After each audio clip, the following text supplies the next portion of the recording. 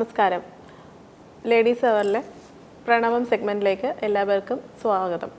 ഇവിടെ നമ്മൾ പ്രതിപാദിച്ചുകൊണ്ടിരുന്ന വിഷയം മരണാനന്തര ചടങ്ങും ബലിതർപ്പണത്തിൽ വരുന്ന ഏറ്റക്കുറവുകൾ അതെങ്ങനെ നമ്മുടെ ജീവിതത്തെ ബാധിക്കും എന്ന് പറഞ്ഞൊരു സംശയ നിവാരണമാണ് കഴിഞ്ഞ തവണ നമ്മൾ ഇവിടെ ചെയ്തുകൊണ്ടിരുന്നത്. അതിനെക്കുറിച്ച് വിശദീകരിക്കാനായിട്ട് ജ്യോതിഷാചാര്യൻ ശ്രീ KV സുഭാഷ് തന്ത്രി അവർ ഇവിടെ നമ്മുടെ മുമ്പിലുണ്ട്. നമുക്ക് അദ്ദേഹത്തിനെ ഈ പരിപാടിയിലേക്ക് സ്വാഗതം ചെയ്യാം. നമസ്കാരം സർ.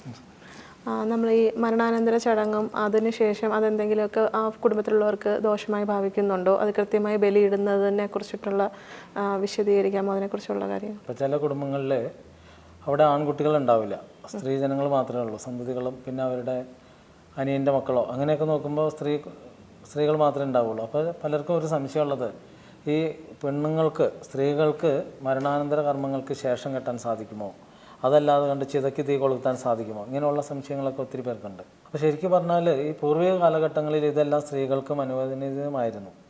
പിന്നീട് അനുവദനീയമല്ലാതെ പോയതിൻ്റെ ഒരു കാരണം ഈ ശേഷം കെട്ടുന്ന സ്ത്രീ അല്ലെങ്കിൽ കർമ്മം ചെയ്യുന്ന സ്ത്രീ അവർ പീരീഡ് സമയത്താണെങ്കിൽ ആ അശുദ്ധി ബാധിച്ച ഒരു സ്ത്രീയെ ആചാര്യൻ മാറ്റി നിർത്തിയിട്ടുണ്ടാകാം, അവർ ഇതിലേക്ക് വരാൻ പറ്റില്ല. അപ്പോൾ അങ്ങനെ വന്ന ഒരു ആചാരമാണ് പിന്നീട് സ്ത്രീകൾക്ക് സ്ത്രീ സന്താനം ശേഷം കെട്ടാൻ പാടില്ല, കൊള്ളി വയ്ക്കാൻ പാടില്ല എന്നുള്ള രീതിയിലേക്ക് കാലം മാറ്റിക്കളഞ്ഞു. അതിനൊപ്പം പറയുന്നുണ്ട് വൈതരണി എന്ന് പറഞ്ഞ നദി കടന്ന് ആത്മാവിന് പോകണമെങ്കിൽ പുത്രൻ തന്നെ ബലിയിടണം എന്നൊരു ആചാരമുള്ളതായിട്ടും പറയുന്നുണ്ട്. ഇത് പുരാണങ്ങളിൽ, നമ്മുടെ പുരാണങ്ങളെല്ലാം സത്യവും മിഥ്യയും കൂടിക്കലർന്ന ഒരു സമ്പ്രദായമാണ്. അതായത് പാലും വെള്ളം കൂടി കൂട്ടി വെച്ച് കഴിഞ്ഞാൽ അതിൽ നിന്ന് പാല് മാത്രം തിരിച്ചു കുടിക്കുന്ന ഒരു ജീവി മാത്രമേ ഉള്ളൂ ലോകത്തിൽ, അത് അരയന്നമാണ്. അപ്പോൾ ഈ അരയന്നത്തിന് മാത്രമേ ആ ഒരു കഴിവ് ദൈവം കൊടുത്തിട്ടുള്ളൂ. അതേപോലെ നമുക്ക് മനുഷ്യർക്ക് സത്യവും മിഥ്യയും കൂടി കലർന്ന് കിട്ടിയ ഇതിൽ ഏതാണ് സത്യം ഏതാണ് മിഥ്യ എന്ന് നമ്മളെ കൊണ്ട് തിരിച്ചറിയാൻ സാധിക്കുന്നില്ല. ഈ സാധിക്കാത്തത് കൊണ്ടാണ് പലരും പുരാണങ്ങളെ ബേസ് ചെയ്തിട്ട് തന്നെ ഓരോ ആചാര്യന്മാർ പറയും കൃഷ്ണൻ ഗുരുവിൻ്റെ പുത്രനെ മരിച്ചു പോയിട്ട് തിരിച്ചു കൊണ്ടുവന്നു, അങ്ങനെ ഓരോ കഥകളെല്ലാം നമുക്ക് കൊണ്ടുവരുന്നുണ്ട്. അപ്പോൾ ഇതിനകത്ത് സംഭവിക്കുന്നതെന്ന് വെച്ചാൽ എല്ലാം കഥകളാണ്. ഈ കഥകളിൽ കുറച്ച് യാഥാർത്ഥ്യവും കുറച്ച് അതിശയോക്തിയും കൂടി കലർന്നിട്ടുണ്ട് ഇതെല്ലാം. അപ്പോൾ ഇതിൽ വരുമ്പോൾ പുരുഷാധിപത്യമാണ് ഇതിൻ്റെ കാണിക്കുന്നത്. പുരുഷാധിപത്യം കയറി കഴിഞ്ഞിട്ട് എല്ലാം പുരുഷന് വേണം, ആ ഒരു സമ്പ്രദായത്തിലേക്ക് മാറിയതിൻ്റെ പരിണിത ഫലമാണ് ഈ കാണുന്നത്. അല്ലാതെ പുത്രനോ പുത്രിയോ ആരും കർമ്മം ചെയ്യേണ്ടെന്ന് നമ്മൾ പറയുന്നില്ല. നമ്മളെല്ലാം പറയും, നമ്മളുടെ അടുത്തൊക്കെ വന്നു കഴിഞ്ഞാൽ പുത്രനും പുത്രിക്കും തുല്യാവകാശമാണ്. ഈ സ്ത്രീ സമത്വം പറയുന്ന സ്ത്രീവാദികളൊന്നും ഇതിലേക്ക് ശ്രദ്ധിക്കുന്ന പോലുമില്ല. കാരണം മരിച്ചു കഴിയുമ്പോൾ ഇത് നമ്മളെ ബാധിക്കുന്ന ഒരു കാര്യമല്ല. വരുന്ന ആചാര്യൻ എന്താണോ പറയുന്നത് അത് എത്ര വലിയ വിദ്യാഭ്യാസമുള്ളവനോ വിവരമുള്ളവനായാലും ആ ആചാര്യം പറയുന്നത് അനുസരിക്കും. അപ്പോൾ ഒരു സംശയം സ്വാഭാവികമായി വരുന്ന എന്താ വെച്ചാൽ സ്ത്രീകൾ മക്കളായിട്ടുള്ളവർക്ക് അപ്പം അങ്ങനെയുള്ളവർക്ക് മുക്തി കിട്ടില്ല എന്ന് വരില്ലേ? അങ്ങനെ സ്ത്രീ ജനിക്കുമ്പോൾ തന്നെ അവർക്ക് മുക്തി ഇല്ലാതെ പോകാണല്ലോ. അങ്ങനെ ഒരു ചോദ്യം വരാൻ അതിൻ്റെ ഒരു കാരണം പറയുന്നത് നമ്മൾ പാരമ്പര്യം അല്ലെങ്കിൽ പരമ്പര പിന്തുടരുക എന്ന് പറയുന്നത് തന്നെ ആണ് വഴിക്കാണ് പരമ്പര പിന്തുടരുന്നത് ഉദ്ദേശിക്കുന്നത്. അപ്പോൾ ഈ ആൺ സന്താനം ഇല്ലാതാകുമ്പോൾ ഇപ്പോൾ എൻ്റെ വീട്ടുപേര് പറഞ്ഞിട്ട് എൻ്റെ മകനുണ്ടെങ്കിൽ മാത്രമേ ആ വീട്ടുപേര് തുടർന്ന് പോകാൻ പറ്റുള്ളൂ. ഇത് മകളാണ് ജനിക്കുന്നതെങ്കിൽ തീർച്ചയായിട്ടും കെട്ടുന്ന മരുമകൻ്റെ വീട്ടുപേരിലാണ് അറിയപ്പെടുന്നത്. അപ്പോൾ നമ്മുടെ കുലം അവിടെ തീരാണ്. അതാണ് ഇതിൻ്റെ യാഥാർത്ഥ്യം. അല്ലാതെ കണ്ടിട്ട് ഈ പെൺ സന്താനം ഇത് കർമ്മം ചെയ്തുകൊണ്ട് വൈതരണി നദി കടക്കുന്നതിനോ മോക്ഷം കിട്ടുന്നതിനോ ഒരു തടസ്സമില്ല. അപ്പോൾ നമ്മളെപ്പോഴും ഈ ദുരാചാരത്തിൻ്റെ പിന്നാലെ പോവാതെ നമുക്ക് ഗുണകരമായ കാര്യത്തിലേക്ക് തന്നെ വരണം. തീർച്ചയായിട്ടും ഞങ്ങളുടെയൊക്കെ അഭിപ്രായം, ഞങ്ങളുടെ ഗുരുനാഥൻ പഠിപ്പിച്ച അഭിപ്രായവും സ്ത്രീക്കും പുരുഷനും ഈ വക കാര്യത്തിലെല്ലാം തുല്യാവകാശം തന്നെയാണ്. പിന്നെ സ്ത്രീ പീരീഡ് ആകുന്ന ഒരു സമയമാണ്, അതായത് അശുദ്ധി കാലഘട്ടം, ഋതുമതിയാകുക എന്ന് പറഞ്ഞാൽ കാര്യം നമ്മളതിനെ നിശ്ചിച്ച് കാണുന്നില്ല. പ്രകൃതി നൽകുന്ന ഒരു വരദാനമാണ്. ആ വരദാന സമയത്ത് മാത്രം ഈ വരദാനം പ്രയോജനപ്പെടുത്താൻ പറ്റാണ്ട് വരുമ്പോൾ വരുന്നതാണ് ഈ അശുദ്ധ രക്തം എന്ന് പറയുന്നത്. അപ്പോൾ ആ ഒരു കാലഘട്ടം മാത്രമാണ് സ്ത്രീയെ മാറ്റി നിർത്തുന്നുള്ളൂ. അപ്പോൾ പൂർവിക കാലങ്ങളിൽ അങ്ങനെ സംഭവിച്ചിട്ട് മാറ്റി നിർത്തി കഴിഞ്ഞപ്പോൾ പിന്നീട് മുമ്പേ ഗമിക്കുന്നൊരു ഗോവ് തൻ്റെ പിമ്പേ ഗമിക്കും ബഹുഗോക്കളെല്ലാം എന്ന് പറഞ്ഞ പോലെ വന്ന ഒരു ആചാരം തന്നെയായിരിക്കും. അല്ലാതെ കണ്ട് ഇതിനകത്ത് നമുക്ക് അതിൻ്റെ പിന്നാലെ അങ്ങ് ചുഴിഞ്ഞു പോയാലും അതേപോലെയുള്ള ഗ്രന്ഥങ്ങളും നമുക്ക് കിട്ടാനില്ല. നിങ്ങളെപ്പോഴും ഒരു കാര്യം മനസ്സിലാക്കുക, ചരിത്രവും ചരിത്ര ഗ്രന്ഥങ്ങളും എല്ലാം എഴുതിയിട്ടുള്ളത് എപ്പോഴും വരേണ്യവർഗ്ഗക്കാർ മാത്രമാണ്. ഈ വരേണ്യവർഗം പോലും സ്ത്രീകളെ ഒരു സമയത്ത് പോലും അംഗീകരിച്ചിരുന്നില്ല. അതായത് ഈ വരേണ്യവർഗ സമൂഹത്തിൽ സ്ത്രീകൾക്ക് ഗായത്രി മന്ത്രം പോലും നിഷിദ്ധമാണ്. ഗായത്രി ജപിക്കാൻ പാടില്ല. ഏറ്റവും ഉയർന്ന സമുദായത്തിലുള്ള സ്ത്രീകൾക്ക് ഇപ്പം നിങ്ങൾക്ക് വേണമെങ്കിൽ ഗായത്രി ജപിക്കാം, പക്ഷെ അവരുടെ കുലത്തിലെ സ്ത്രീകൾ ഗായത്രി മന്ത്രം ജപിക്കാൻ പാടില്ല. ഇത് പറയാൻ കാരണം എൻ്റെ അടുത്ത് പൂജാപരിഹാരത്തിന് ഒരു നമ്പൂതിരിപ്പാട് വന്നു. അദ്ദേഹം വരാൻ കാരണം അദ്ദേഹം ഒരു സയൻറ്റിസ്റ്റ് ആയതുകൊണ്ടാണ്, അല്ലാത്തൊരാൾ വരില്ല.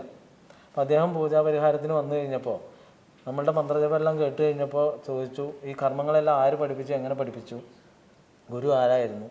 അപ്പോൾ ഞാൻ ചോദിച്ചു, സ്വാമി പൂജയും കാര്യമൊക്കെ ചെയ്യുന്ന ആളല്ലേ എന്ന് ചോദിച്ചു. ഞാൻ ചെയ്യുന്ന ആളാണ്.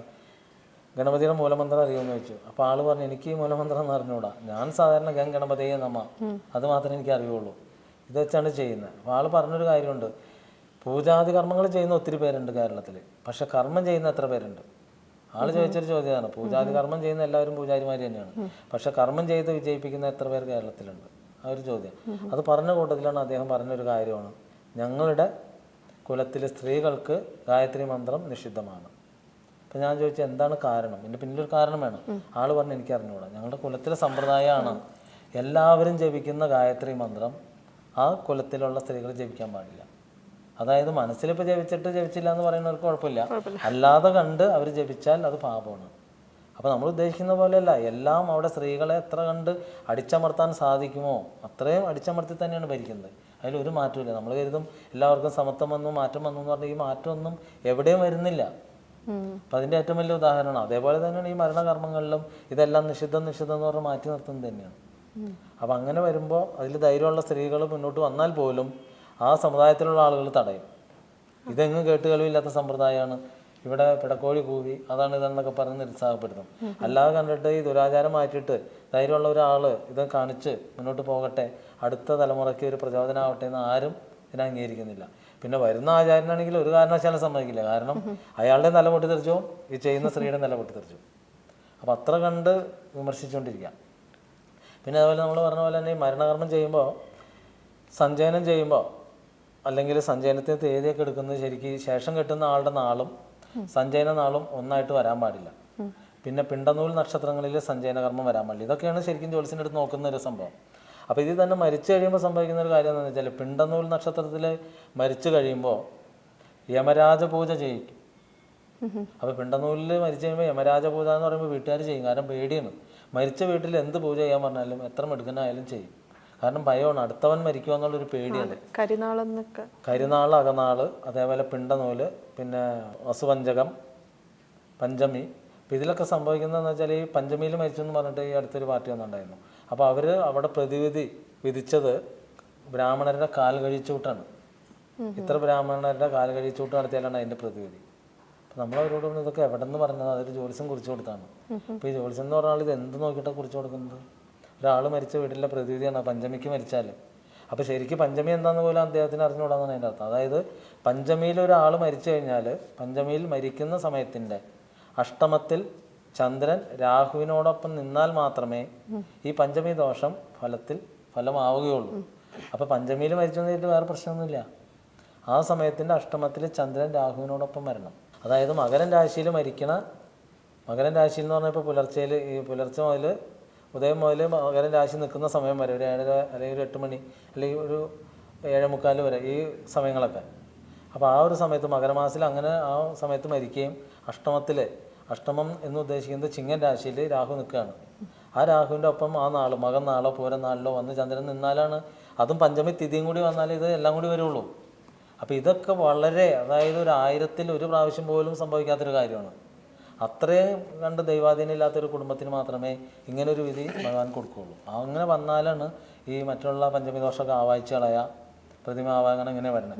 ഇതുപോലും അറിയില്ലാതെ കണ്ടിട്ട് കാൽകഴിച്ചൂട്ട് നടത്തുക. എന്താണ് കാൽകഴിച്ചൂട്ട്?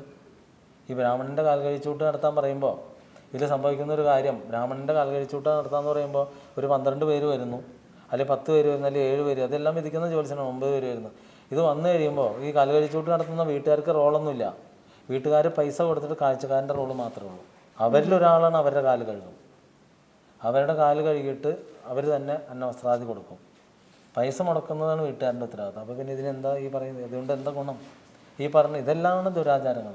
അപ്പോൾ ഈ അടുത്ത ഒരു കാലത്തുണ്ടായൊരു കാര്യമാണ്, നമ്മുടെ അടുത്തൊരു പാർട്ടി എന്ന് പറഞ്ഞ് ഇങ്ങനെ ആൾ മരിച്ചിട്ട് വിധിച്ചതാണ് കാൽ കഴിച്ചൂട്ട്. പിന്നെ ചിലർ വിധിക്കുന്നതാണ് യമരാജ പൂജ. അപ്പോൾ ഇങ്ങനെയുള്ള പൂജാവിധികളൊക്കെ പറയുമ്പോൾ എത്ര രൂപ ആണെങ്കിലും ചിലവാക്കാൻ ജനം തയ്യാറാണ്, കാരണം ഭയമാണ്, മരണഭയം ഉള്ളതുകൊണ്ട്. അപ്പോൾ ഇതിനകത്ത് നമ്മൾ പറയുന്നത് ഇത് തന്നെ വേറൊരു വിദ്വാൻ, വലിയൊരു വിദ്വാനാണ്, ഒരു പുതിയ പേരൊക്കെ ഇട്ട് വിളിക്കുന്നുണ്ട്. പൂജയുടെ പേര് തന്നെ പറയുന്നത് ഗഡ്ഗരാവണ വികിരണ ഹോമം. പേര് കേൾക്കുമ്പോൾ തന്നെ എല്ലാവർക്കും പേടിയാവും. അപ്പോൾ ഗൾഫിൽ നിന്ന് ഒരു സ്ത്രീ വിളിച്ചിട്ട് പറഞ്ഞു, അവർ അദ്ദേഹത്തിൻ്റെ പ്രോഗ്രാമെല്ലാം കണ്ട് ഇങ്ങനെ സംഗതി ആവശ്യപ്പെട്ടു, രക്ഷപ്പെടാനുള്ള മാർഗം ചോദിച്ചപ്പോൾ പുള്ളി പറഞ്ഞു ഗഡ്ഗരാവണ വികിരണ ഹോമം എന്ന് പറഞ്ഞൊരു സമ്പ്രദായം നമ്മുടെ കയ്യിലുണ്ട്, ഇതങ്ങ് ചെയ്ത് കഴിഞ്ഞാൽ എല്ലാം രക്ഷപ്പെടും. ചെയ്തില്ലെങ്കിൽ 21 വയസ്സുള്ള മകൻ മരിച്ചു പോകും. ആകെ ഒരു മകനേ ഉള്ളൂ, 21 വയസ്സുള്ള കുട്ടി മരിച്ചു പോകുമെന്ന് പറഞ്ഞ് ഈ സ്ത്രീക്ക് BP കയറി അവർ ഒരാഴ്ച ആശുപത്രിയിൽ അഡ്മിറ്റായി. പിന്നീട് നമ്മുടെ പ്രോഗ്രാമെല്ലാം കണ്ടപ്പോഴാണ് മനസ്സിലായി ഇതിലൊന്നും ഒരു സത്യമില്ല, വെറുതെ നുണ പറയുന്നതാണെന്നൊക്കെ അങ്ങനെ ബോധ്യപ്പെട്ടിട്ടാണ് ആ സ്ത്രീക്ക് ഒരു ആശ്വാസമായി. സത്യം പറഞ്ഞാൽ എല്ലാവരും കേട്ട് പേടിച്ചിട്ടാണ് പരമാവധി എല്ലാം ഭയം കൊണ്ട് സംഭവിക്കുന്ന ഒരു കാര്യമാണ്. അപ്പോൾ ഈ ഭയം ഇല്ലാതിരിക്കുന്നതിനാണ് നമ്മൾ പറയുന്നത്. ഇത് തന്നെ ഞങ്ങളിപ്പോൾ നമ്മുടെ സ്വന്തത്തിലൊക്കെ വിവാഹം ഓരോ ഫംഗ്ഷനൊക്കെ ചെല്ലുമ്പോൾ ഓരോരുത്തരായിട്ട് നമ്മൾ പരിചയപ്പെടുന്ന സമയത്ത് അപ്പോൾ അവരോട് നമ്മളിങ്ങനെ പറയും, പ്രോഗ്രാം വരുന്നുണ്ട് രാവിലെ 7 മണി മുതൽ 7:30 വരെ കൗമുദി ചാനലിൽ പ്രോഗ്രാം ഉണ്ടെന്ന് കണ്ടോളൂ കേട്ടോ എന്ന് പറയും. ഉടനെ അവർ നമ്മളോടുള്ള മറുപടി, ഞങ്ങൾക്ക് കുട്ടികളെ ഒരുക്കാനുള്ള തിരക്കാണ്, പിന്നെ ജോലിക്ക് പോകാനുള്ള തിരക്കാണ്, അതുകൊണ്ട് ഇതൊന്നും കാണാൻ നമുക്ക് സമയം ഉണ്ടാവില്ല. അപ്പോൾ നമുക്ക് അവരോട് എന്താ ശരിക്കും സഹതാപം തന്നെ തോന്നാം. കാരണം നമ്മൾ അവരുടെ മുമ്പിൽ ഇരുന്നിട്ട് ഈ മരണക്കേസോ ജനനക്കേസോ കല്യാണ കേസോ ഒന്നും പറയാനായിട്ട് നമ്മളെ കൊണ്ട് സമയം ഉണ്ടാവില്ല. ഇത് തന്നെ ആ ഒരു 10, 15, 20 മിനിറ്റ് ഒന്ന് ശ്രദ്ധിച്ചു കഴിഞ്ഞാൽ ഈ പറഞ്ഞ തട്ടിപ്പുകളിൽ പിന്നെ ചാടാതെയും ഭയമില്ലാതെയും ആർക്കും വേണമെങ്കിലും ജീവിക്കാൻ സാധിക്കും. അപ്പോൾ ഇത് മനുഷ്യർ സമയമില്ല എന്ന് പറഞ്ഞ് ഓടുമ്പോൾ നമ്മുടെ ജീവിതം തന്നെയാണ് മറ്റുള്ളവർ പറയുന്ന എന്തെങ്കിലും കിംവദന്തിയിൽ ചെന്ന് ചാടി അപകടത്തിൽ ചാടുന്നത് നമ്മൾ മനസ്സിലാക്കിയാൽ നന്നായിരിക്കും. അപ്പോൾ ഭയമാണ് കൂടുതലും ആളുകളെ കൊണ്ട് പ്രശ്നങ്ങളിൽ ചാടിക്കുന്നതെന്ന് ഇതിൽ നിന്ന് നമുക്ക് മനസ്സിലാക്കാൻ സാധിക്കുന്നു. അടുത്തൊരു സംശയ നിവാരണവുമായി അടുത്ത എപ്പിസോഡിൽ കാണുന്നതുവരെ നമസ്കാരം.